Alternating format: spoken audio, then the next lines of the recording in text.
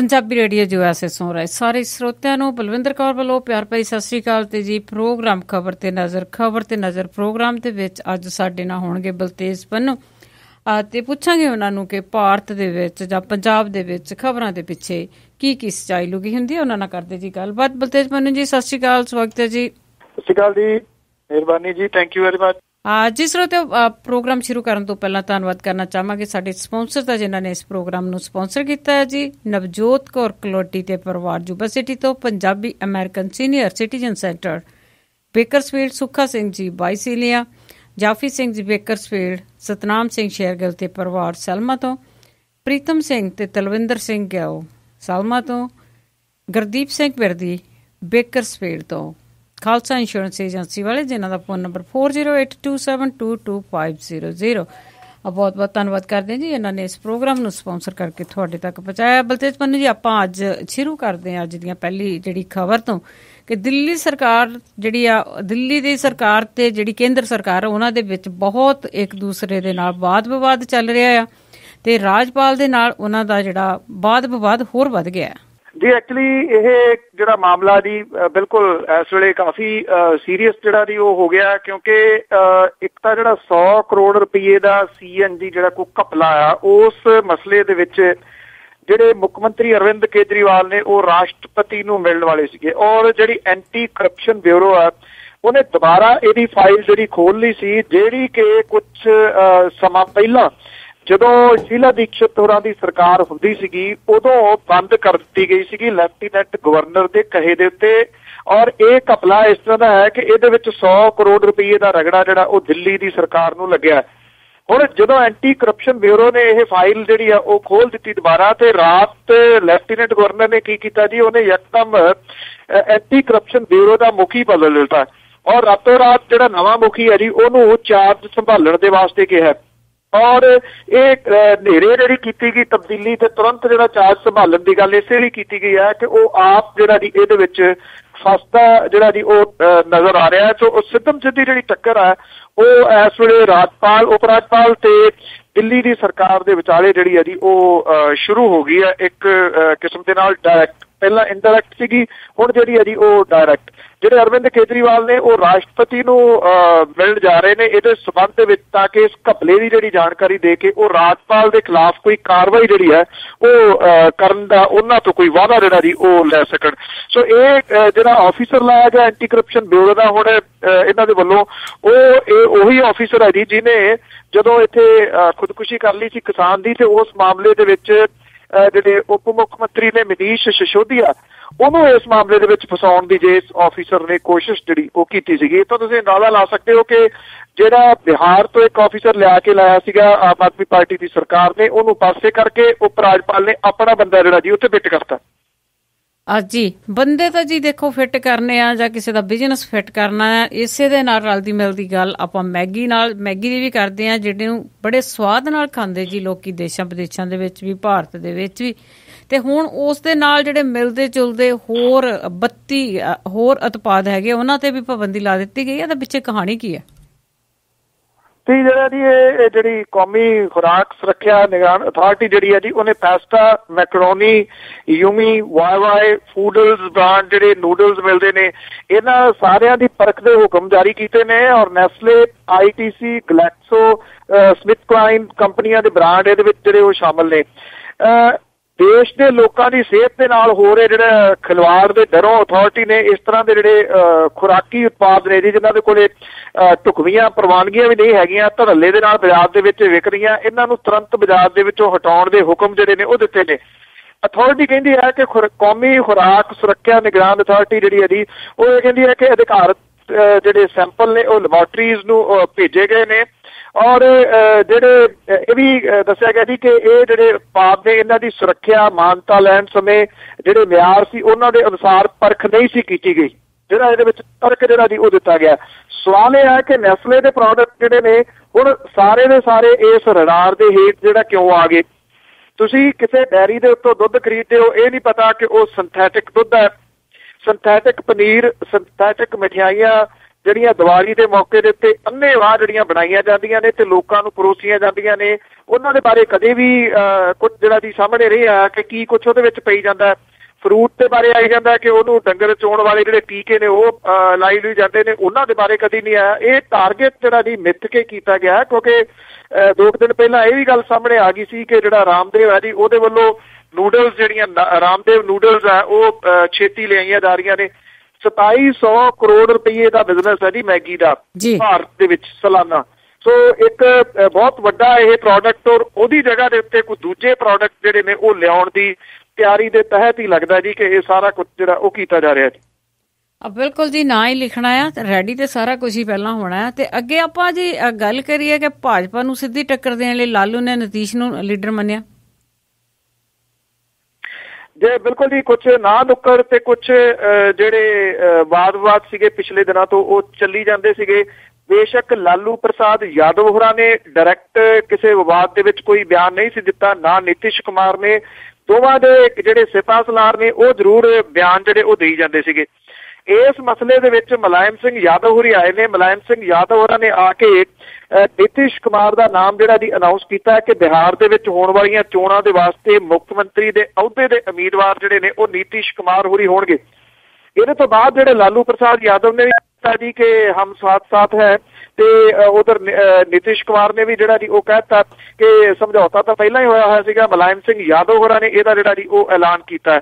ਲਾਲੂ ਪ੍ਰਸਾਦ ਯਾਦਵ ਹੋਰਾਂ ਨੇ ਭਰੇ ਮਨ ਦੇ ਨਾਲ ਹੀ ਤਕਰੀਬਨ ਇਹ ਜਿਹੜਾ ਜੀ ਕਹਿਤਾ ਕਿ ਜਿਹੜਾ ਖੜੱਪਾ ਸੱਪ ਹੈ, ਜਿਹੜੇ ਜਿਹਨੂੰ ਉਹਨਾਂ ਨੇ ਭਾਜਪਾ ਨੂੰ ਦੱਸਿਆ ਕਿ ਉਦੋਂ ਜਿਹੜਾ ਜੀ ਡੰਗ ਉਹਦਾ ਖਤਮ ਕਰਨ ਦੇ ਵਾਸਤੇ ਉਹ ਕਿਸੇ ਵੀ ਤਰ੍ਹਾਂ ਦੀ ਜ਼ਹਿਰ ਜਿਹੜੀ ਹੈ ਉਹ ਪੀਣ ਦੇ ਵਾਸਤੇ ਤਿਆਰ ਨੇ। ਬਿਹਾਰ ਦੇ ਵਿੱਚ ਚੋਣਾਂ ਦਾ ਬਿਗਲ ਜਿਹੜਾ ਜੀ ਉਹ ਐਨੀ ਟਾਈਮ ਵੱਜ ਸਕਦਾ ਹੈ। ਇਹ ਜਿਹੜਾ ਗੱਠਜੋੜ ਹੋਇਆ ਹੁਣ ਇਹਦੀ ਜਿਹੜੀ ਹੈ ਜੀ ਕਾਂਗਰਸ ਦੇ ਨਾਲ ਵੀ ਗੱਠਜੋੜ ਅੱਗੋਂ ਹੋਣ ਦੀ ਉਮੀਦ ਹੈ। ਜੇ ਤਿੰਨੇ ਇਕੱਠੇ ਹੁੰਦੇ ਨੇ ਤਾਂ ਨਿਰਸੰਦੇਹ ਬਿਹਾਰ ਦੇ ਵਿੱਚ ਭਾਰਤੀ ਜਨਤਾ ਪਾਰਟੀ ਦਾ ਜਿਹੜਾ ਵਧ ਰਿਹਾ ਰੱਥ ਹੈ ਜੀ ਉਹਨੂੰ ਰੋਕਣ ਦੇ ਵਾਸਤੇ ਕਾਫੀ ਹੱਦ ਤੱਕ ਕਾਮਯਾਬ ਜਿਹੜਾ ਜੀ ਉਹ ਹੋ ਸਕਦੇ ਨੇ।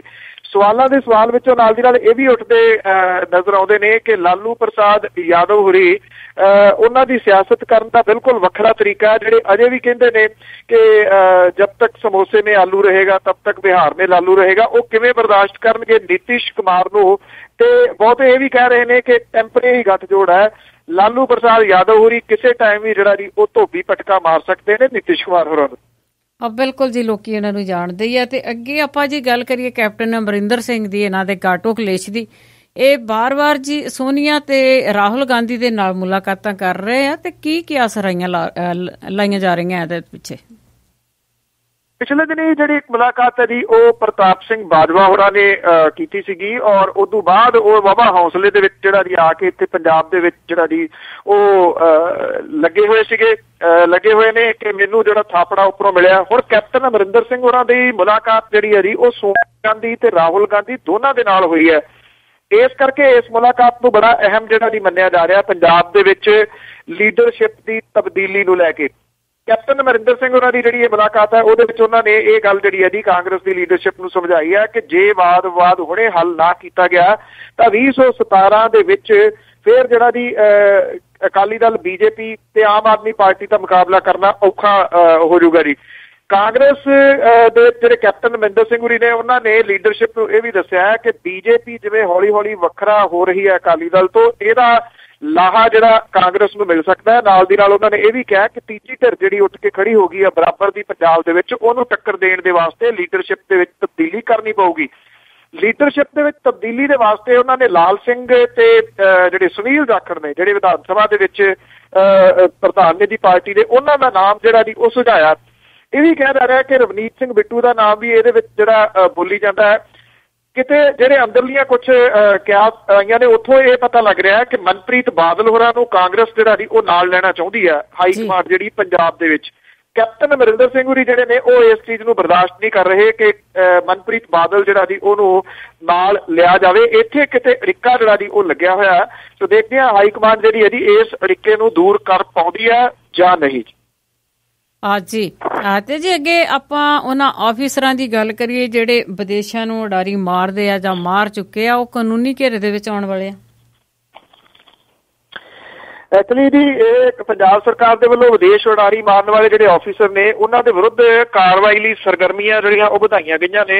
ਸਰਕਾਰ ਦੇ ਵੱਲੋਂ ਇਹ ਮਸਲਾ ਕਾਨੂੰਨੀ ਪੱਖ ਤੋਂ ਵਿਚਾਰਿਆ ਜਾ ਰਿਹਾ ਹੈ। 24 ਤੋਂ ਵੱਧ ਵਿਭਾਗਾਂ ਤੇ ਅਦਾਰਿਆਂ ਦੇ ਵੱਲੋਂ ਵਿਜੀਲੈਂਸ ਨੂੰ ਵਿਦੇਸ਼ ਦੇ ਵਿੱਚ ਜਾ ਕੇ ਵਸਣ ਵਾਲੇ ਅਫਸਰਾਂ ਤੇ ਕਰਮਚਾਰੀਆਂ ਸੰਬੰਧੀ ਸੂਚਨਾ ਨਾ ਦੇਣ ਦੇ ਮਾਮਲੇ ਦੇ ਉੱਤੇ ਸਰਕਾਰ ਨੇ ਵਿਭਾਗਾਂ ਦੇ ਚੀਫ ਆਫੀਸਰ ਨੂੰ ਵਿਦੇਸ਼ਾਂ ਦੀ PR ਜਾਂ ਇਮੀਗ੍ਰੇਸ਼ਨ ਹਾਸਲ ਕਰਨ ਵਾਲੇ ਸਮੁੱਚੀ ਜਾਣਕਾਰੀ ਦੇਣ ਵਾਲੀਆਂ ਹਦਾਇਤਾਂ ਜਿਹੜੀਆਂ ਉਹ ਦਿੱਤੀਆਂ ਨੇ। ਵਿਜੀਲੈਂਸ ਵਿਭਾਗ ਨੇ 24 ਤੋਂ ਵੱਧ ਵਿਭਾਗਾਂ ਦੇ ਅਦਾਰਿਆਂ ਦੇ ਚੀਫ ਵਿਜੀਲੈਂਸ ਆਫੀਸਰ ਦੇ ਨਾਲ ਇਸ ਮੁੱਦੇ ਦੇ ਉੱਤੇ ਵਿਸ਼ੇਸ਼ ਮੀਟਿੰਗ ਜਿਹੜੀ ਹੈ ਜੀ ਉਹ ਕੀਤੀ ਆ। ਕੁਝ ਸੂਤਰ ਇਹ ਦੱਸਦੇ ਨੇ ਜੀ ਕਿ ਡਾਲਰ ਕਮਾਉਣ ਵਾਲੇ ਆਫੀਸਰ ਜਿਹੜੇ ਨੇ ਜੀ ਇਹਨਾਂ ਬਾਰੇ ਜਾਣਕਾਰੀ ਸਰਕਾਰ ਨੂੰ ਉਹਨਾਂ ਨੇ ਦਿੱਤੀ ਆ। ਔਰ ਇਹ ਤੋਂ ਪਹਿਲਾਂ ਵਿਜੀਲੈਂਸ ਬਿਊਰੋ ਨੇ ਸਰਕਾਰ ਨੂੰ ਜਿਹੜੀ ਰਿਪੋਰਟ ਦਿੱਤੀ ਸੀ ਉਹਦੇ ਵਿੱਚ 130 ਆਫੀਸਰ ਦੇ ਨਾਮ ਜਿਹੜੇ ਨਸ਼ਰ ਕੀਤੇ ਗਏ ਸਨ ਜਿਨ੍ਹਾਂ ਨੇ ਵਿਦੇਸ਼ ਦੀ PR ਜਾਂ ਇਮੀਗ੍ਰੇਸ਼ਨ ਜਿਹੜੀ ਆ ਜੀ ਉਹ ਹਾਸਲ ਕੀਤੀ ਹੋਈ ਆ। ਇਹ ਵੀ ਦੱਸਿਆ ਜਾਂਦਾ ਜੀ ਕਿ ਜਿਹੜੇ ਇਹ ਆਫੀਸਰ ਨੇ ਇਹਨਾਂ ਦੀ ਗਿਣਤੀ ਅਸਲ ਦੇ ਵਿੱਚ 2000 ਦੇ ਕਰੀਬ ਜਿਹੜੀ ਆ ਉਹ ਦੱਸੀ ਜਾਂਦੀ ਆ। ਔਰ ਮੁੱਖ ਮੰਤਰੀ ਦੀਆਂ ਹਦਾਇਤਾਂ ਦੇ ਉੱਤੇ ਵਿਜੀਲੈਂਸ ਜਿਹੜਾ ਦੀ ਇਸ ਮਾਮਲੇ ਦੀ ਜਾਂਚ ਕਰ ਰਿਹਾ। ਕਿੰਨਾ ਕੁ ਸਫਲ ਹੋਊਗਾ ਇਹ ਨਹੀਂ ਕਿਹਾ ਜਾ ਸਕਦਾ। ਇੱਕ ਜਿਹੜਾ ਪਾਵਰਫੁਲ ਮੰਤਰੀ ਆ ਕੈਬਨਿਟ ਦਾ ਜੀ ਉਹਦੀ ਨੂੰਹ ਦੇ ਵੱਲੋਂ ਵੀ ਜਿਹੜੀ ਇਹਦੀ PR ਲਈ ਹੋਈ ਹੈ। ਸੋ ਜਦੋਂ ਇਹ ਕਾਰਵਾਈ ਹੋਊਗੀ ਕੀ ਉਹਦੇ ਉੱਤੇ ਵੀ ਹੋਊਗੀ, ਇਹ ਸਵਾਲਾਂ ਦਾ ਸਵਾਲ ਹੈ ਜੀ। ਤੇ ਜੀ ਅੱਗੇ ਆਪਾਂ ਗੱਲ ਕਰੀਏ ਦਵਿੰਦਰਪਾਲ ਸਿੰਘ ਭੁੱਲਰ ਜਿਹੜਾ ਕਾਫੀ ਸਾਲਾਂ ਤੋਂ ਇਹ ਮਾਮਲਾ ਲਟਕਿਆ ਜਾ ਰਿਹਾ ਆ ਕਿ ਉਹਨਾਂ ਨੂੰ ਪੰਜਾਬ ਆਉਣ ਦਿੱਤਾ ਜਾਵੇ। ਤਾਂ ਜਿਸ ਤਰ੍ਹਾਂ ਆਪਣੇ ਦਿੱਲੀ ਦੀ ਸਰਕਾਰ ਨੇ ਵੀ ਲਿਖ ਕੇ ਦੇ ਦਿੱਤਾ ਸੀ ਤਾਂ ਹੁਣ ਲੱਗਦੇ ਆ ਕਿ ਅਸਾਰ ਪਸਾਰਿਆ ਕਿ ਉਹਨਾਂ ਨੂੰ ਪੰਜਾਬ ਦੇ ਵਿੱਚ ਆਉਣ ਦੇ ਲਈ ਜਿਹੜੀ ਸਹਿਮਤੀ ਹੋ ਗਈ ਆ। ਜਿਹੜੀ ਮੀਟਿੰਗ ਹੋਈ ਹੈ ਇੱਕ ਉਹਦੇ ਮੁਤਾਬਕ ਤਾਂ ਲੱਗਦਾ ਹੈ ਕਿ ਇਹ ਜਿਹੜੀ ਹੈ ਜੀ ਉਹ ਸਹਿਮਤੀ ਜਿਹੜੀ ਹੋਈ ਹੈ। ਜਿਹੜੇ ADGP ਨੇ ਢਿੱਲੋਂ ਜਿਹੜੀ ਇੱਕ ਕਮੇਟੀ ਬਣਾਈ ਸੀਗੀ ਮੁੱਖ ਮੰਤਰੀ ਪ੍ਰਕਾਸ਼ ਸਿੰਘ ਬਾਦਲ ਹੋਰਾਂ ਨੇ, ਉਹਦੇ ਵਿੱਚ ਉਹ ਇੱਕ ਮੈਂਬਰ ਨੇ, ਉਹਨਾਂ ਨੇ ਇਹ ਗੱਲ ਕਹੀ ਹੈ ਕਿ ਇਹ ਜਿਹੜੀ ਹੈ ਜੀ ਇਸ ਗੱਲ ਦੀ ਤਕਰੀਬਨ ਚਰਚਾ ਜਿਹੜੀ ਹੈ ਜੀ ਹੋਈ ਹੈ ਕਿ ਪ੍ਰੋਫੈਸਰ ਦਵਿੰਦਰਪਾਲ ਸਿੰਘ ਭੁੱਲਰ ਹੋਰਾਂ ਨੂੰ ਜਿਹੜਾ ਜੀ ਪੰਜਾਬ ਦੀ ਜੇਲ੍ਹ ਦੇ ਵਿੱਚ ਤਬਦੀਲ ਕਰਨ ਦਾ ਫੈਸਲਾ ਹੋ ਚੁੱਕਾ ਤੇ ਹੁਣ ਕਾਨੂੰਨੀ ਪ੍ਰਕਿਰਿਆ ਜਿਹੜੀ ਹੈ ਜੀ ਉਹ ਬਾਕੀ ਰਹਿੰਦੀ ਆ। ਚੰਗਾ ਹੁੰਦਾ ਜੇ ਜਿਹੜੀ ਪੰਜਾਬ ਸਰਕਾਰ ਹੈ ਉਹ ਵੈਸੇ ਉਹ ਸਵੇਰ ਤਾਂ ਹੈ ਨਹੀਂ ਕਿਉਂਕਿ ਸਭ ਨੂੰ ਪਤਾ ਹੈ ਕਿ ਇੱਕ ਚਿੱਠੀ ਜਿਹੜੀ ਮੁੱਖ ਮੰਤਰੀ ਪ੍ਰਕਾਸ਼ ਸਿੰਘ ਬਾਦਲ ਹੋਰਾਂ ਦੇ ਵੱਲੋਂ ਲਿਖੀ ਹੋਈ ਹੈ ਜਦੋਂ ਸ਼ੀਲਾ ਦੀਕਸ਼ਿਤ ਜੀ ਮੁੱਖ ਮੰਤਰੀ ਹੁੰਦੇ ਸਨ ਕਿ ਦਵਿੰਦਰਪਾਲ ਸਿੰਘ ਭੁੱਲਰ ਨੂੰ ਪੰਜਾਬ ਨਾ ਰਹਿਣ ਦਿੱਤਾ ਜਾਵੇ ਕਿਉਂਕਿ ਉਹ ਖਤਰਨਾਕ ਅੱਤਵਾਦੀ ਹੈ, ਉਹਨੂੰ ਤਿਹਾੜ ਜੇਲ੍ਹ ਦੇ ਵਿੱਚ ਜਿਹੜਾ ਜੀ ਉਹ ਦਿੱਤਾ ਜਾਵੇ। ਹੁਣ ਜਿਹੜਾ ਜੀ ਕਿਉਂਕਿ ਅਰਵਿੰਦ ਕੇਜਰੀਵਾਲ ਹੋਰਾਂ ਨੇ ਜਿਹੜੀ ਚਿੱਠੀ ਲਿਖੀ ਹੈ ਉਹਨੇ ਪ੍ਰਕਾਸ਼ ਸਿੰਘ ਬਾਦਲ ਹੋਰਾਂ ਨੂੰ ਇਹ ਫੈਸਲਾ ਜਿਹੜਾ ਜੀ ਉਹ ਲੈਣ ਦੇ ਵਾਸਤੇ ਮਜਬੂਰ ਹੋਣਾ ਪਿਆ ਕਿਉਂਕਿ ਨਾ ਨਹੀਂ ਕਰ ਸਕਦੇ। ਅੱਗੋਂ ਚੋਣਾਂ ਆਉਣੀਆਂ ਨੇ, ਪੰਥਕ ਮੁੱਦਾ ਉਹਨਾਂ ਨੂੰ ਲੱਗਦਾ ਕਿ ਇਹ ਜਿਹੜਾ ਜੀ ਬਣ ਜਾਊਗਾ। ਚੰਗਾ ਹੁੰਦਾ ਜੇ ਇਸ ਮਸਲੇ ਦੇ ਉੱਤੇ ਸੈਂਟਰ ਦੀ ਸਰਕਾਰ ਦੇ ਨਾਲ ਇਹ ਅਪਰੋਚ ਕੀਤੀ ਜਾਂਦੀ ਜਦੋਂ ਸੁਪਰੀਮ ਕੋਰਟ ਨੇ ਕਹਿ ਦਿੱਤਾ ਹੈ ਕਿ ਦਵਿੰਦਰਪਾਲ ਸਿੰਘ ਭੁੱਲਰ ਹੋਰਾਂ ਦੀ ਦਿਮਾਗੀ ਹਾਲਤ ਜਿਹੜੀ ਆ ਉਹ ਠੀਕ ਨਹੀਂ ਆ, ਉਹ ਬਿਮਾਰ ਨੇ, ਉਹਨਾਂ ਦੀ ਰਿਹਾਈ ਦੇ ਵਾਸਤੇ ਯਤਨ ਕੀਤੇ ਜਾਂਦੇ। ਜਿਹੜਾ ਇਹ ਕੀਤਾ ਜਾ ਰਿਹਾ ਤਾਂ ਉੱਥੋਂ ਜੇਲ੍ਹ ਦੇ ਵਿੱਚੋਂ ਤਬਦੀਲ ਕਰਕੇ ਇੱਥੇ ਪੰਜਾਬ ਦੀ ਅੰਮ੍ਰਿਤਸਰ ਜੇਲ੍ਹ ਦੇ ਵਿੱਚ ਜਿਹੜਾ ਜੀ ਉਹ ਲੈ ਆਂਦਾ ਜਾਊਗਾ। ਇਹ ਮਸਲੇ ਦਾ ਹੱਲ ਤਾਂ ਨਹੀਂ ਹੈਗਾ। ਜਦੋਂ ਜਿਹੜੀ ਸਰਵਉੱਚ ਜਿਹੜੀ ਹੈ ਸੁਪਰੀਮ ਕੋਰਟ ਉਹਦਾ ਜਿਹੜਾ ਫੈਸਲਾ ਉਹ ਲਾ ਕੇ ਰਾਸ਼ਟਰਪਤੀ ਤੱਕ ਅਪਰੋਚ ਜਿਹੜੀ ਕੀਤੀ ਜਾ ਸਕਦੀ ਹੈ, ਗ੍ਰਹਿ ਮੰਤਰਾਲੇ ਤੱਕ ਜਿਹੜੀ ਹੈ ਜੀ ਉਹ ਅਪਰੋਚ ਕੀਤੀ ਜਾ ਸਕਦੀ ਹੈ ਤਾਂ ਕਿ ਪ੍ਰੋਫੈਸਰ ਭੁੱਲਰ ਹੋਰਾਂ ਦੀ ਜਿਹੜੀ ਰਿਹਾਈ ਹੋ ਸਕੇ ਔਰ ਉਹਨਾਂ ਦੀ ਰਿਹਾ ਹੋਣ ਤੋਂ ਬਾਅਦ ਉਹਨਾਂ ਦਾ ਪ੍ਰੋਪਰ ਇਲਾਜ ਜਿਹੜਾ ਜੀ ਉਹ ਹੋ ਸਕੇ। ਮਸਲਾ ਤਾਂ ਇਹ ਬਣਦਾ ਸੀਗਾ ਸਿਰਫ ਇਹ ਤਾਂ ਬਣਾਉਣ ਦੇ ਵਾਸਤੇ ਜੀ ਵੀ ਦੇਖੋ ਅਸੀਂ ਤਾਂ ਪੰਥਕ ਮੁੱਦਾ ਜਿਹੜਾ ਜੀ ਉਹ ਛੱਡਿਆ ਨਹੀਂਗਾ, ਅਸੀਂ ਉਹਨਾਂ ਨੂੰ ਇੱਥੇ ਤਬਦੀਲ ਜਿਹੜਾ ਜੀ ਉਹ ਕਰਾ ਲਿਆ। ਪਰ ਜਿਹੜੀ ਚਿੱਠੀ ਲਿਖੀ ਹੋਈ ਆ ਉਹ ਵੀ ਤਾਂ ਰਿਕਾਰਡ ਦੇ ਵਿੱਚ ਪਈ ਆ ਜਿਹਦੇ ਵਿੱਚ ਉਹਨੂੰ ਖਤਰਨਾਕ ਅੱਤਵਾਦੀ ਬਾਦਲ ਸਾਹਿਬ ਨੇ ਲਿਖਿਆ ਹੈ ਜੀ। ਬਿਲਕੁਲ ਜੀ, ਸਾਰੇ ਲੋਕਾਂ ਦੀ ਜਿਹੜੀ ਯਾਦ ਸ਼ਕਤੀ ਆ ਉਹ ਕਮਜ਼ੋਰ ਨਹੀਂ ਹੁੰਦੀ, ਉਹਨਾਂ ਨੂੰ ਯਾਦ ਹੀ ਰਹਿੰਦਾ ਕਿ ਕੀ ਕੁਛ ਹੋਇਆ ਸੀਗਾ। ਤੇ ਅੱਗੇ ਜੀ ਆਪਾਂ ਨੇ ਜਿਹੜੇ ਜਥੇਦਾਰ ਹੈਗੇ ਆ ਉਹ ਨਿਤ ਨਵੇਂ ਦਿਨ ਕੋਈ ਨਾ ਕੋਈ ਜਿਹੜਾ ਬਿਆਨ ਇਹੋ ਜਿਹਾ ਦਿੰਦੇ ਰਹਿੰਦੇ ਤਾਂ ਹੁਣ ਵੀ ਉਹਨਾਂ ਨੇ ਇੱਕ ਬਿਆਨ ਦਿੱਤਾ ਕਿ ਜਿਹੜੀਆਂ ਬਰਸੀਆਂ ਗੁਰਦੁਆਰਿਆਂ ਤੋਂ ਬਾਹਰ ਮਨਾਈਆਂ ਜਾਣਗੀਆਂ। ਇਹ ਬਿਲਕੁਲ ਅਜੀਬੋ ਗਰੀਬ ਜਿਹਾ ਬਿਆਨ ਹੈ ਜੀ ਉਹਨਾਂ ਦਾ। ਨੀਲਾ ਤਾਰਾ ਜਿਹੜੀ ਇਹ ਘੱਲੂਘਾਰਾ ਦਿਵਸ ਜਿਹੜਾ ਮਨਾਇਆ ਜੀ ਔਰ ਪਿਛਲੇ 2 ਸਾਲਾਂ ਤੋਂ ਜਿਹੜੀਆਂ ਵਾਪਰ ਰਹੀਆਂ ਹਿੰਸਕ ਘਟਨਾਵਾਂ ਨੇ ਉਹਦੇ ਤੋਂ ਚਿੰਤਤ ਜਿਹੜੇ ਇਹ ਨੇ ਜੀ ਉਹਨਾਂ ਦੇ ਵੱਲੋਂ ਇਹ ਕਿਹਾ ਜਾ ਰਿਹਾ ਜੀ ਕਿ ਹੁਣ ਇਹ ਜਿਹੜੇ ਸਮਾਗਮ ਨੇ ਗੁਰਦੁਆਰਿਆਂ ਦੀ ਹਦੂਦ ਤੋਂ ਬਾਹਰ ਕਰਾਉਣ ਦੇ ਬਾਰੇ ਵਿਚਾਰ ਜਿਹੜਾ ਜੀ ਉਹ ਕੀਤਾ ਜਾਊਗਾ। ਇਹਦੇ ਸੰਬੰਧੀ ਉਹਨਾਂ ਨੇ ਸਿੱਖ ਬੁੱਧੀਜੀਵੀਆਂ ਨੇ ਜਿਹੜੇ ਵਿਚਾਰ ਜਿਹੜੇ ਦਿੱਤੇ ਸੀਗੇ ਕਿ ਗੁਰਦੁਆਰਿਆਂ ਦੀ ਹਦੂਦ ਦੇ ਵਿੱਚ ਸਿਰਫ ਧਾਰਮਿਕ ਸਮਾਗਮ ਜਿਹੜੇ ਹੋਣੇ ਚਾਹੀਦੇ ਨੇ ਜਿਹਦੇ ਵਿੱਚ ਗੁਰਪੁਰਬ ਆਦਿ ਸ਼ਾਮਲ ਹੈ ਜੀ। ਬੁੱਧੀਜੀਵੀਆਂ ਦਾ ਵਿਚਾਰ ਸੀਗਾ ਜੀ ਕਿ ਸਿਆਸੀ ਪ੍ਰੋਗਰਾਮ ਸਿਆਸੀ ਅਖਾੜਿਆਂ ਨੂੰ ਗੁਰਦੁਆਰਿਆਂ ਦੀ ਹਦੂਦ ਤੋਂ ਜਿਹੜਾ ਜੀ ਦੂਰ ਰਹਿਣਾ ਚਾਹੀਦਾ। ਹੁਣ ਇਹ ਜਿਹੜੀ ਰਾਏ ਆ ਇਹ ਕਿਹੜੇ ਬੁੱਧੀਜੀਵੀ ਜਿਹੜਾ ਵਰਗ ਹੈ ਜੀ ਜਿਨ੍ਹਾਂ ਤੋਂ ਲਈ ਗਈ ਹੈ ਜਿਹਦਾ ਕਿ ਹਵਾਲਾ ਜਥੇਦਾਰ ਸਾਹਿਬ ਜਿਹੜੇ ਉਹ ਦੇ ਰਹੇ ਨੇ। ਉਹ ਇਹ ਕਹਿੰਦੇ ਨੇ ਅਕਾਲ ਤਖਤ ਦੇ ਜਥੇਦਾਰ ਗਿਆਨੀ ਗੁਰਬਚਨ ਸਿੰਘ ਕਿ ਇਹ ਜਿਹੜੀ ਮੰਗ ਬੁੱਧੀਜੀਵੀਆਂ ਦੇ ਵੱਲੋਂ ਕੀਤੀ ਗਈ ਆ, ਇਹਦੇ ਉੱਤੇ ਵਿਚਾਰ ਜਿਹੜਾ ਦੀ ਉਹ ਕੀਤਾ ਜਾਊਗਾ ਤੇ ਅੱਗੋਂ ਜਿਹੜੇ ਆ ਜੀ ਇਹ ਸਮਾਗਮ ਗੁਰਦੁਆਰਿਆਂ ਦੀ ਹਦੂਦ ਤੋਂ ਬਾਹਰ ਜਿਹੜੇ ਨੇ ਉਹ ਕਰ ਦਿੱਤੇ ਜਾਣਗੇ। ਜਿਹੜੇ ਅਵਤਾਰ ਸਿੰਘ ਮੱਕੜ ਨੇ ਉਹਨਾਂ ਨੇ ਇੱਕ ਗੱਲ ਕਹੀ ਹੈ ਕਿ ਅਕਾਲ ਤਖਤ ਸਾਹਿਬ ਦੇ ਜਥੇਦਾਰ ਦੇ ਅਧਿਕਾਰ ਖੇਤਰ ਦੇ ਵਿੱਚ ਇਹ ਆਉਂਦਾ ਹੈ, ਪਰ ਇਹਦੇ ਬਾਵਜੂਦ ਉਹ ਧਾਰਮਿਕ ਆਗੂਆਂ ਦੇ ਨਾਲ ਇਹਦੇ ਬਾਰੇ ਵਿਚਾਰ ਜਿਹੜਾ ਜੀ ਉਹ ਕਰਨਗੇ। ਔਰ ਇਹ ਵੀ ਪਤਾ ਲੱਗਾ ਕਿ ਵੱਡੀ ਗਿਣਤੀ ਦੇ ਵਿੱਚ ਸਰੋਪੋ ਦੇਣ ਦੀ ਪ੍ਰਥਾ ਜਿਹੜੀ ਹੈ ਜੀ ਉਹਨੂੰ ਵੀ ਰੋਕਣ ਦਾ ਯਤਨ ਜਿਹੜਾ ਜੀ ਉਹ ਕੀਤਾ ਜਾਊਗਾ। ਸਵਾਲ ਇਹ ਹੈ ਕਿ ਜੇ ਇਹ ਉੱਥੋਂ ਬਾਹਰ ਕੱਢ ਦਿੱਤੇ ਜਾਂਦੇ ਨੇ, ਗੁਰਦੁਆਰਿਆਂ ਦੇ ਵਿੱਚੋਂ ਇਹ ਸਮਾਗਮ ਜਿਹੜੇ ਨੇ ਉਹ ਬਾਹਰ ਕੱਢ ਦਿੱਤੇ ਜਾਂਦੇ ਨੇ, ਫਿਰ ਉਹਨਾਂ ਦਾ ਜਿਹੜਾ ਜੀ ਮਹੱਤਵ ਕੀ ਰਹੂਗਾ। ਇੱਕ ਦੂਸਰੀ ਗੱਲ ਇਹ ਕਿ ਜਥੇਦਾਰ ਸਾਹਿਬ ਇਸ ਗੱਲ ਦੇ ਉੱਤੇ ਕੁਝ ਨਹੀਂ ਬੋਲੇ ਕਿ ਉਹਨਾਂ ਨੇ ਇੱਕ ਆਦੇਸ਼ ਜਾਰੀ ਕੀਤਾ ਸੀਗਾ 6 ਤਰੀਕ ਤੋਂ ਪਹਿਲਾਂ ਕਿ ਸ਼ਾਂਤਮਈ ਤਰੀਕੇ ਦੇ ਨਾਲ ਇਹ ਸਾਰੇ ਜਿਹੜੇ ਪ੍ਰੋਗਰਾਮ ਨੇ ਉਹ ਕੀਤੇ ਜਾਣ, ਕੋਈ ਭੜਕਾਹਟ ਪੈਦਾ ਨਾ ਕੀਤੀ ਜਾਵੇ। ਵੱਖ-ਵੱਖ ਵੀਡੀਓਜ਼ ਕਲਿੱਪ ਜਿਹੜੇ ਬਾਹਰ ਆਏ ਨੇ ਉਹ ਤਾਂ ਸ਼ਰੇਆਮ ਦੱਸਦੇ ਨੇ ਕਿ ਟਾਸਕ ਫੋਰਸ ਦੇ ਵੱਲੋਂ ਗੁੰਡਾਗਰਦੀ ਜਿਹੜੀ ਹੈ ਡਾਂਗਾ ਵਰਛਿਆਂ ਦੇ ਨਾਲ ਉੱਥੇ ਕੀਤੀ ਗਈ ਹੈ। ਕਿ ਅਕਾਲ ਤਖਤ ਸਾਹਿਬ ਦੇ ਜਥੇਦਾਰ ਦਾ ਆਦੇਸ਼ ਜਿਹੜਾ ਜੀ ਉਹ ਸ਼੍ਰੋਮਣੀ ਗੁਰਦੁਆਰਾ ਪ੍ਰਬੰਧਕ ਕਮੇਟੀ ਜਾਂ ਟਾਸਕ ਫੋਰਸ ਦੇ ਉੱਤੇ ਲਾਗੂ ਨਹੀਂ ਹੁੰਦਾ। ਬਿਲਕੁਲ ਬਨੂ ਸਾਹਿਬ, ਜਿਸ ਤਰ੍ਹਾਂ ਇਹਨਾਂ ਨੇ ਕਿਹਾ ਆ ਵੀ ਕਹਿੰਦੇ ਕਿ ਕੁਝ ਕੁ ਬੁੱਧੀਜੀਵੀ ਕਹਿੰਦੇ ਆ ਕਿ ਜਿਹੜੇ ਇਹ ਰਾਜਨੀਤਿਕ ਆ, ਦੇਖੋ ਫਿਰ ਵਿੱਚ ਕੰਧ ਕਰਨੀ ਪਊਗੀ ਅਕਾਲ ਤਖਤ ਦੇ ਵਿੱਚ ਤੇ ਹਰਿਮੰਦਰ ਸਾਹਿਬ ਦੇ ਵਿੱਚ, ਦਰਬਾਰ ਸਾਹਿਬ ਦੇ ਵਿੱਚ, ਕਿਉਂਕਿ ਇਹ ਤਾਂ ਮੀਰੀ ਪੀਰੀ ਦਾ ਸਾਡਾ ਸੁਮੇਲ ਆ ਕਿ ਇੱਥੇ ਸਾਰਾ ਕੁਝ ਸਾਡਾ ਹੁੰਦਾ, ਸਾਨੂੰ ਸ਼ਕਤੀ ਮਿਲਦੀ ਆ। ਪਰ ਤੁਸੀਂ ਠੀਕ ਕਿਹਾ ਕਿ ਜਿਹੜੀ ਟਾਸਕ ਫੋਰਸ ਆ ਉਹਦਾ ਜਿਹੜਾ ਵੀਡੀਓ ਬਿਲਕੁਲ ਆ ਗਈਆਂ, ਬਿਲਕੁਲ ਖਬਰਾਂ ਵੀ ਉਹਦੀਆਂ ਆ ਗਈਆਂ ਕਿ ਉਹ ਜਿਹੜਾ ਉੱਥੇ ਜੋ ਕੰਮ ਹੋਇਆ ਆ ਉਹ ਪਿਛਲੇ ਸਾਲਾਂ ਟਾਸਕ ਫੋਰਸ ਨੇ ਸ਼ੁਰੂ ਕੀਤਾ ਆ। ਅਤੇ ਜੀ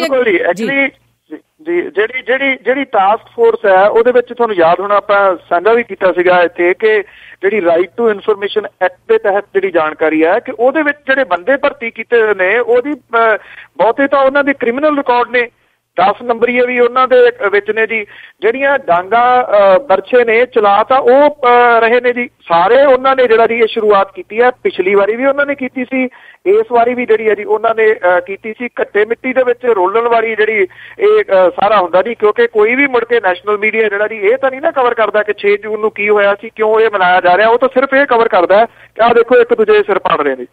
ਹਾਂਜੀ ਬਿਲਕੁਲ, ਜੋ ਹਦਾਇਤਾਂ ਇਹਨਾਂ ਨੂੰ ਪਿੱਛੋਂ ਆਉਂਦੀਆਂ ਉਹ ਜਿਹੇ ਇਹਨਾਂ ਦੇ ਜਿਹੜੇ ਹੁਕਮ ਆ ਉਹ ਆ ਰਹੇ ਆ। ਤੇ ਜੀ ਆਪਾਂ ਅਗਲੀ ਗੱਲ ਕਰੀਏ ਬੈਂਸ ਭਰਾਵਾਂ ਦੀ। ਉਹਨਾਂ ਨੇ ਹੁਣ ਜਿਹੜਾ ਹਸਪੀਟਲ ਆ ਜੀ DMC, ਉਸ ਦੇ ਖਿਲਾਫ ਜਿਹੜਾ ਮੋਰਚਾ ਖੋਲਿਆ ਹੋਇਆ ਆ ਜੀ। ਜਿਹੜੀ ਟੀਮ ਇਨਸਾਫ ਬਣਾਈ ਆ ਉਹਦੇ ਵੱਡੀ ਗਿਣਤੀ ਦੇ ਵਿੱਚ ਜਿਹੜੇ ਮੈਂਬਰ ਸੀਗੇ ਜੀ, ਉਹਨਾਂ ਨੇ ਜਿਹੜਾ ਦਇਆਨੰਦ ਮੈਡੀਕਲ ਕਾਲਜ ਆ ਜੀ ਉਹਦੇ ਖਿਲਾਫ ਮੋਰਚਾ ਜਿਹੜਾ ਜੀ ਉਹ ਖੋਲਿਆ ਔਰ 15 ਦਿਨਾਂ ਦਾ ਅਲਟੀਮੇਟਮ ਜਿਹੜਾ ਜੀ ਦਿੱਤਾ ਔਰ ਇਹ ਕਿਹਾ ਕਿ 15 ਦਿਨਾਂ ਦੇ ਅੰਦਰ ਅੰਦਰ ਜੇ ਇਹ ਚੈਰੀਟੇਬਲ ਦੇ ਨਾਂ ਦੇ ਹੇਠ ਮਰੀਜ਼ਾਂ ਦੀ ਲੁੱਟ ਖਸੁੱਟ ਜਿਹੜੀ ਬੰਦ ਨਾ ਕੀਤੀ ਤੇ ਜਾਇਦਾਦ ਖਰੀਦ ਦੇ ਵਿੱਚ ਜਿਹੜੀ ਗੜਬੜੀ ਦੂਰ ਨਾ ਕੀਤੀ ਤਾਂ ਇੱਕ ਜਨ ਅੰਦੋਲਨ ਜਿਹੜਾ ਜੀ ਉਹ ਸ਼ੁਰੂ ਕੀਤਾ ਜਾਊਗਾ।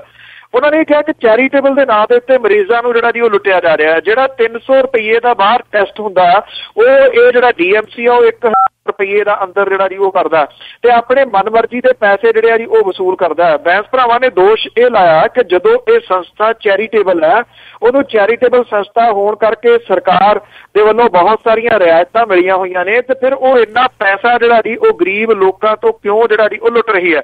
ਉਹਨਾਂ ਨੇ ਇਹ ਵੀ ਕਿਹਾ ਕਿ ਜਿਹੜਾ ਇਹਦੇ ਵਿੱਚ ਇੱਕ ਸ਼ਾਮਲ ਟਰਸਟ ਦੇ ਵਿੱਚ ਬੰਦਾ ਉਹਨੇ ਕੀ ਕੀਤਾ ਹੈ ਕਿ DMC ਦੇ ਨੇੜੇ ਜਿਹੜੇ ਘਰ ਨੇ ਉਹ ਲੱਖਾਂ ਰੁਪਏ ਦੇ ਵਿੱਚ ਖਰੀਦ ਕੇ ਕਰੋੜਾਂ ਰੁਪਏ ਦੇ ਵਿੱਚ ਅੱਗੇ ਜਿਹੜੇ ਉਹ ਟਰਸਟ ਨੂੰ ਵੇਚੇ ਨੇ। ਉਹ ਬੰਦਾ ਵਿੱਚ ਵਿਚਾਲੇ ਜਿਹੜਾ ਦੀ ਬਹਿ ਕੇ ਉਹ ਮੋਟਾ ਪੈਸਾ ਬਣਾਈ ਜਾਂਦਾ। ਇੱਕ ਇਹਦੇ ਵਿੱਚ ਜਿਹੜਾ ਵਿਅਕਤੀ ਸ਼ਾਮਲ ਹੈ ਉਹ ਦਵਾਈਆਂ ਦਾ ਵਪਾਰੀ ਹੈ ਵੱਡਾ ਔਰ ਦਵਾਈਆਂ ਦੇ ਵਿੱਚ ਬਹੁਤ ਵੱਡੀ ਘਪਲੇਬਾਜ਼ੀ ਜਿਹੜੀ ਹੈ ਜੀ ਉਹ ਹੁੰਦੀ ਹੈ। ਜਿਹੜੀ ਦਵਾਈ 50 ਰੁਪਏ ਦੀ ਬਾਹਰ ਮਿਲਦੀ ਆ ਉਹ ਹਸਪਤਾਲ ਦੇ ਅੰਦਰ 500 ਰੁਪਏ ਤੱਕ ਜਿਹੜੀ ਮਿਲਦੀ ਆ। ਔਰ ਜਿਹੜਾ ਉਦੋਂ ਵੱਡਾ ਘਪਲਾ ਇਹਦੇ ਵਿੱਚ ਇਹ ਹੈ ਕਿ ਉੱਥੇ ਲੁਧਿਆਣੇ ਦੇ ਵਿੱਚ ਹੀ ਬਣੀਆਂ ਹੋਈਆਂ ਜਿਹੜੀਆਂ ਦਵਾਈਆਂ ਨੇ ਉਹਦੇ ਉੱਤੇ ਠੱਪੇ ਲਾ ਕੇ ਜਿਹੜੇ ਆ ਜੀ ਉਹ ਵੇਚੀ। ਕੁਝ ਪਤਾ ਨਹੀਂ ਹੈ ਕਿ ਉਹਦੇ ਵਿੱਚ ਕੀ ਜਾ ਰਿਹਾ ਕੀ ਨਹੀਂ। ਜਦੋਂ ਦਵਾਈ ਉਹੀ 50 ਰੁਪਏ ਦੀ ਵਿਕਦੀ ਹੈ ਤਾਂ ਅੰਦਰ ਉਹ ਮਜਬੂਰ ਨੇ ਵਿਚਾਰੇ ਜਿਹੜੇ ਗਰੀਬ ਲੋਕ ਲੈਣ ਦੇ ਵਾਸਤੇ 500 ਰੁਪਏ ਦੀ। ਕਰੋੜਾਂ ਰੁਪਏ ਦਾ ਇਹ ਰੋਜ਼ ਦਾ ਬਿਜ਼ਨਸ ਹੈ ਜੀ ਪੰਜਾਬ ਦੇ ਵਿੱਚ ਜਿਹੜੇ ਵੱਖ-ਵੱਖ ਹਸਪੀਟਲ ਦੇ ਵਿੱਚ ਚੱਲ ਰਿਹਾ ਹੈ ਤੇ ਸੱਤਾਧਾਰੀਆਂ ਨੂੰ ਉਹਨਾਂ ਦੇ ਕਹਿਣ ਦੇ ਅਨੁਸਾਰ ਇੱਕ ਮੋਟਾ ਗੱਫਾ ਜਿਹੜਾ ਜੀ ਉਹ ਰੋਜ਼ਾਨਾ ਪਹੁੰਚਦਾ ਹੈ ਜਿਹਦੇ ਕਰਕੇ ਉਹ ਚੁੱਪ ਕਰਕੇ ਬੈਠੇ ਨੇ ਇਸ ਮਸਲੇ ਦੇ ਉੱਤੇ। ਉਹਨਾਂ ਨੇ ਕਿਹਾ ਕਿ ਸਮੁੱਚੇ ਪੰਜਾਬ ਦੇ ਵਿੱਚ ਜਿਹੜੀ ਇਹ ਲੁੱਟ ਖਸੁੱਟ ਹੋ ਰਹੀ ਹੈ ਹਸਪਤਾਲਾਂ ਦੀ ਉਹ ਸਾਰੇ ਹਸਪਤਾਲਾਂ ਤੱਕ ਇਹਨੂੰ ਜਿਹੜਾ ਜੀ ਉਹ ਲੈ ਕੇ ਜਾਣਗੇ। ਜੀ ਤੇ ਜੀ ਅੱਗੇ ਆਪਾਂ ਇੱਕ ਗੱਲ ਕਰੀਏ, ਇੱਕ ਪੰਜਾਬੀ ਗਾਇਕ ਧਰਮਪ੍ਰੀਤ ਨੇ ਖੁਦਕੁਸ਼ੀ ਕਰ ਲਈ ਜੀ। ਧਰਮਪ੍ਰੀਤ ਜਿਹੜਾ ਕਿ ਅਸਲ ਦੇ ਵਿੱਚ ਬਰਨਾਲੇ ਦੇ ਨੇੜੇ ਇੱਕ ਪਿੰਡ ਦਾ ਰਹਿਣ ਵਾਲਾ ਸੀਗਾ, ਪਰ ਪਿਛਲੇ ਜਿਹੜਾ ਜੀ ਕੁਝ ਸਮੇਂ ਤੋਂ ਇਹ ਬਠਿੰਡੇ ਦੇ ਵਿੱਚ ਰਹਿੰਦਾ ਸੀਗਾ। ਔਰ ਬਠਿੰਡੇ ਦੇ ਵਿੱਚ ਰਹਿੰਦਾ ਜਿਹੜਾ ਧਰਮਪ੍ਰੀਤ ਸੀਗਾ ਜੀ, ਐਕਚੁਅਲੀ ਉਦਾਸ ਗੀਤ ਗਾ ਕੇ ਹੀ ਮਸ਼ਹੂਰ ਹੋਇਆ ਸੀਗਾ। ਔਰ ਇਹਨੇ ਖੁਦਕੁਸ਼ੀ ਜਿਹੜੀ ਇਹਦੀ ਆਪਣੇ ਘਰ ਦੇ ਅੰਦਰ ਹੀ ਕੀਤੀ ਹੈ। ਔਰ ਇਹ ਦੱਸਿਆ ਜਾਂਦਾ ਕਿ ਉਹਦੀ ਪਤਨੀ ਤੇ ਉਹਦਾ ਇੱਕ ਜਿਹੜਾ ਇੱਕੋ ਬੇਟਾ ਹੀ ਹੈ ਜੀ, ਇਹੋ ਗਏ ਹੋਏ ਸੀਗੇ ਛੁੱਟੀਆਂ ਕਰਕੇ, ਆਪਣੇ ਪੇਕੇ ਗਈ ਹੋਈ ਸੀ ਆਪਣੇ ਬੱਚੇ ਨਾਲ ਜਾ ਕੇ। ਉਹਦੀ ਮਾਂ ਤੇ ਉਹਦਾ ਭਾਣਜਾ ਘਰ ਸੀਗਾ।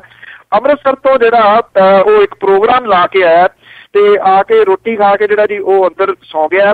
ਤੇ ਜਦੋਂ ਸਵੇਰੇ ਨਹੀਂ ਉੱਠਿਆ ਤਾਂ ਪਤਾ ਲੱਗਿਆ ਜੀ ਕਿ ਉਹ ਐਕਚੁਅਲੀ ਉਹਦੀ ਲਾਸ਼ ਜਿਹੜੀ ਸੀ ਉਹ ਪੱਖੇ ਦੇ ਨਾਲ ਲਟਕ ਰਹੀ ਸੀਗੀ। ਕਈ ਸਵਾਲ ਜਿਹੜੇ ਖੜੇ ਨੇ ਧਰਮਪ੍ਰੀਤ ਦੀ ਮੌਤ ਨੂੰ ਲੈ ਕੇ ਕਿ ਕੀ ਰੀਜ਼ਨ ਰਿਹਾ। ਕੁਝ ਲੋਕ ਪਾਇਰੇਸੀ ਕਹਿ ਰਹੇ ਨੇ, ਕੁਝ ਲੋਕ ਪਰਿਵਾਰਕ ਕੁਝ ਜਿਹੜੇ ਰਿਸ਼ਤਿਆਂ ਦੇ ਵਿੱਚ ਕੋਈ ਮੁਸ਼ਕਲ ਜਿਹੜੀ ਆ ਜੀ ਉਹਨੂੰ ਵੀ ਨਿਸ਼ਾਨਾ ਜਿਹੜਾ ਬਣਾ ਰਹੇ ਨੇ। ਐਕਚੁਅਲੀ ਧਰਮਪ੍ਰੀਤ ਜਿਹੜਾ ਜੀ ਉਹਦੀ ਜ਼ਮੀਨ ਤਾਂ ਹੈਗੀ ਆ ਜੀ 15-16 ਏਕੜ, ਭਾਵ ਕਿ ਉਹ ਸਿਰਫ ਗਾਇਕੀ ਦੇ ਉੱਤੇ ਨਿਰਭਰ ਨਹੀਂ ਸੀਗਾ, ਨਾ ਉਹਦੇ ਸਿਰ ਦੇ ਉੱਤੇ ਕੋਈ ਕਰਜ਼ਾ ਜੀ, ਜਿਹਦੇ ਕਰਕੇ ਇਹ ਕਿਹਾ ਜਾਵੇ ਕਿ ਉਹਨੇ ਜਿਹੜਾ ਜੀ ਇਹ ਫਾਹਾ ਲੈ ਕੇ ਜਿਹੜੀ ਖੁਦਕੁਸ਼ੀ ਕੀਤੀ ਆ ਉਹ ਫਾਈਨੈਂਸ਼ੀਅਲ ਜਿਹੜੀ ਹਾਲਤ ਹੈ ਉਹਦੇ ਕਰਕੇ ਕੀਤੀ ਆ। ਇਹ ਠੀਕ ਹੈ ਕਿ ਜਿਹੜੀ ਪਾਇਰੇਸੀ ਆਈ ਹੈ, ਜਿਹੜਾ ਨੈਟ ਆ ਗਿਆ, ਉਹਦੇ ਤੋਂ ਬਾਅਦ ਜਿਹੜੇ ਸਿੰਗਰਸ ਨੇ ਉਹਨਾਂ ਨੂੰ ਕੋਈ ਟੇਪਾਂ ਵਗੈਰਾ ਜਾਂ ਸੀਡੀਜ਼ ਉਹਨਾਂ ਦੀਆਂ ਜਿਹੜੀਆਂ ਉਹ ਨਹੀਂ ਵੇਚਦੀਆਂ, ਪਰ ਇਹ ਇੱਕ ਰੀਜ਼ਨ ਜਿਹੜਾ ਜੀ ਉਹ ਨਹੀਂ ਕਿਹਾ ਜਾ ਸਕਦਾ। ਉਹਦੀ ਮਾਂ ਦੇ ਕੁਝ ਜਿਹੜੇ ਬਿਆਨਾਂ ਦੇ ਅਨੁਸਾਰ ਉਹ ਪਿਛਲੇ ਕੁਝ ਸਮੇਂ ਤੋਂ ਜਿਹੜਾ ਜੀ ਉਦਾਸ ਰਹਿੰਦਾ ਸੀਗਾ ਤੇ ਇਹ ਵੀ ਕਹਿੰਦਾ ਸੀਗਾ ਕਿ ਹੁਣ ਉਹਨੂੰ ਜਿਉਣਾ ਜਿਹੜਾ ਜੀ ਉਹ ਚੰਗਾ ਨਹੀਂ ਲੱਗਦਾ। ਰੀਜ਼ਨ ਕੀ ਸੀਗਾ ਇਹ ਅਜੇ ਤੱਕ ਸਾਹਮਣੇ ਨਹੀਂ ਆ ਰਿਹਾ। ਅੱਜ ਉਹਦਾ ਪੋਸਟਮਾਰਟਮ ਕਰਕੇ ਉਹਦਾ ਅੰਤਿਮ ਸੰਸਕਾਰ ਜਿਹੜਾ ਜੀ ਉਹ ਕੀਤਾ ਜਾਊਗਾ। ਜੀ ਤੇ ਜੀ ਬਲਤੇਜ ਪੰਨੂ ਜੀ ਆਜ਼ਨਾਮਾ ਕਿ ਸਿਹਤ ਮੰਤਰੀ ਦੇ ਹਲਕੇ ਆਪਣੇ ਵਿੱਚ ਹੋ ਗਏ ਠੱਗੀ ਦਾ ਲੋਕ ਸ਼ਿਕਾਰ ਮੀਆਂ। ਸਿਹਤ ਮੰਤਰੀ ਦੇ ਹਲਕੇ ਆਪਣੇ ਵਿੱਚ ਹੋ ਗਏ ਠੱਗੀ ਦਾ ਲੋਕ ਸ਼ਿਕਾਰ ਮੀਆਂ। ਚੈੱਕ ਕਰਨ ਲਈ ਖੂਨ ਕੋਈ ਕੈਂਪ ਲੱਗਾ, ਆ ਗਏ ਲੋਕ ਸਨ ਸਣੇ ਪਰਿਵਾਰ ਮੀਆਂ। ਝੂਠੇ ਡਾਕਟਰਾਂ ਲੋਕਾਂ ਕਈ ਚੈੱਕ ਕੀਤੇ, ਹੁੰਝਾ ਮਾਲ ਨੂੰ ਗਏ ਫਿਰ ਮਾਰ ਮੀਆਂ। ਠੱਗੀ ਹੁੰਦੀ ਤੋਂ ਗੁਜ਼ਰ ਗਏ ਦਿਨ ਕਿੰਨੇ, ਆਈ ਨਜ਼ਰ ਨਾ ਕਿਤੇ ਸਰਕਾਰ ਮੀਆਂ। ਪੌਦੇ ਬੌੜੀਆਂ ਲੋਕ ਸੀ ਆ ਪਹੁੰਚੇ, ਨੀਂਦ ਮੰਤਰੀ ਦੀ ਗਈ ਸੀ ਟੁੱਟ ਮੀਆਂ। ਪੌਦੇ ਬੌੜੀਆਂ ਲੋਕ ਸੀ ਆ ਪਹੁੰਚੇ, ਨੀਂਦ ਮੰਤਰੀ ਦੀ ਗਈ ਸੀ ਟੁੱਟ ਮੀਆਂ। ਆਈ ਦੌੜ ਦੀ ਟੀਮ ਫਿਰ ਅਫਸਰਾਂ ਦੀ, ਰਸਮ ਪੂਰਤੀ ਕਰਨ ਗਈ ਜੁੱਟ ਮੀਆਂ। ਜੀ ਥੈਂਕ ਯੂ ਜੀ, ਮਿਹਰਬਾਨੀ ਜੀ, ਥੈਂਕ ਯੂ ਵੈਰੀ ਮਚ। ਸਤਿ ਸ਼੍ਰੀ ਅਕਾਲ ਜੀ। ਸਤਿ ਸ਼੍ਰੀ ਅਕਾਲ ਜੀ। ਸਰੋਤਿਓ, ਇਹ ਸਨ ਬਲਤੇਜ ਪੰਨੂ ਜੋ ਸਾਡੇ ਨਾਲ ਜੁੜਦੇ ਨੇ ਤੇ ਦੱਸਦੇ ਨੇ ਜੀ ਪੰਜਾਬ ਦੇ ਵਿੱਚ ਕੀ ਹਾਲਾਤ ਨੇ, ਭਾਰਤ ਦੇ ਵਿੱਚ ਕੀ ਹਾਲਾਤ ਨੇ ਜੀ। ਹੁਣ ਬਲਵਿੰਦਰ ਕੌਰ ਵੱਲੋਂ ਵੀ ਅਗਲੇ ਬੁਲਟਨ ਤੱਕ ਸਾਰਿਆਂ ਨੂੰ ਹੀ ਪਿਆਰ ਭਰੀ ਸਤਿ ਸ਼੍ਰੀ ਅਕਾਲ।